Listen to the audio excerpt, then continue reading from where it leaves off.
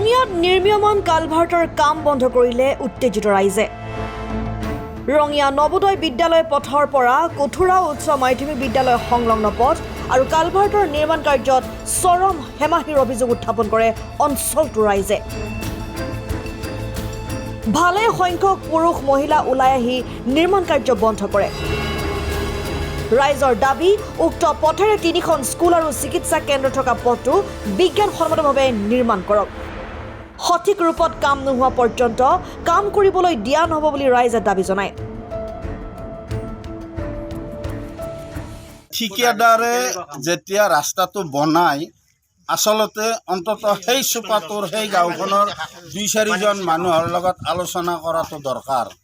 কাৰণ সেই পৰিৱেশটো কেনেকুৱা পৰিৱেশ, পানীৰ পৰিৱেশ কেনেকুৱা, গছ গছনি মেটকাৰ পৰিৱেশ কেনেকুৱা, এই কথাখিনি জানাটো দৰকাৰ।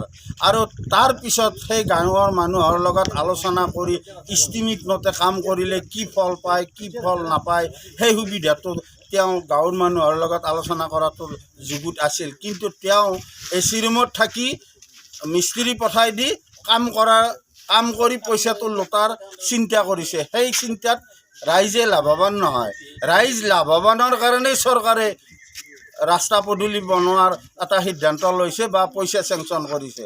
গতিকে যদি য'ত ৰাইজ লাভৱান নহয় তাত ঠিকাদাৰৰ লাভৰ কাৰণে আমি কাম কৰিব নিদিওঁ নহয়। সেইকাৰণে আমি আজি এই কাম বন্ধ ৰখাৰ কাৰণে ৰাইজ গোট খাইছোঁ। ৰঙিয়াৰ পৰা হেমেন কলিতাৰ ৰিপৰ্ট, ডেমক্ৰেটিক অসম।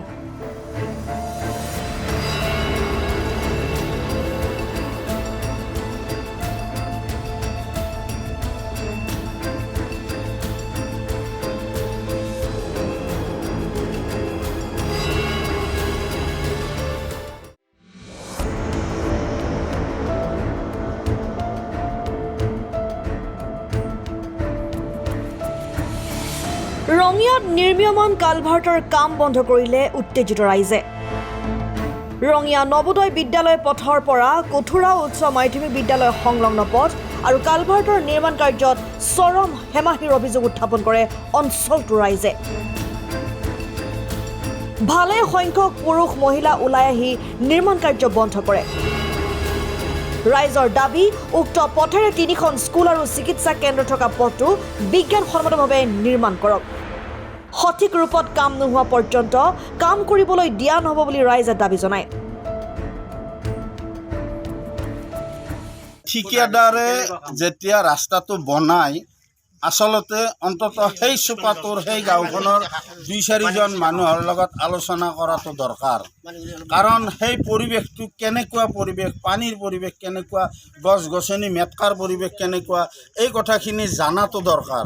আৰু তাৰপিছত সেই গাঁৱৰ মানুহৰ লগত আলোচনা কৰি ইষ্টিমেট মতে কাম কৰিলে কি ফল পায় কি ফল নাপায় সেই সুবিধাটো তেওঁ গাঁৱৰ মানুহৰ লগত আলোচনা কৰাটো যুগুত আছিল। কিন্তু তেওঁ এচি ৰুমত থাকি মিস্ত্ৰী পঠাই দি কাম কৰি পইচাটো লোটাৰ চিন্তা কৰিছে। সেই চিন্তাত ৰাইজে লাভৱান নহয়।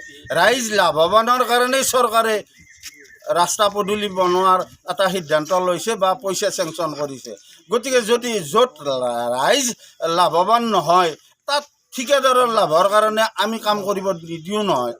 সেইকাৰণে আমি আজি এই কাম বন্ধ ৰখাৰ কাৰণে ৰাইজ গোট খাইছোঁ।